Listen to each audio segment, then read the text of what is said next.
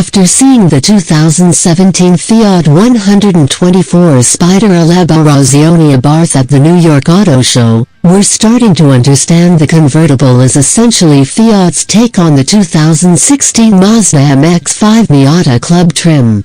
Thing is, the Abarth name is synonymous with big performance out of tiny engines, and that's exactly what the latest Fiat 124 Abarth gets in Europe.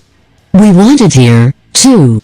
Despite the Scorpion badge on the fender, this model makes the same 160 horsepower and 184 pound-feet as the standard 124 Spyder. By way of comparison, the 1.4-liter turbocharged four-cylinder makes 170 horsepower in Europe. Customers here can choose between a 6-speed manual or automatic to route power to the rear wheels through a limited slip differential. The Elaborazione Abarth isn't completely without improvements, though. The drop-top gets a stiffer suspension with Bilstein shocks, and a sport mode button adds an extra edge when drivers want it.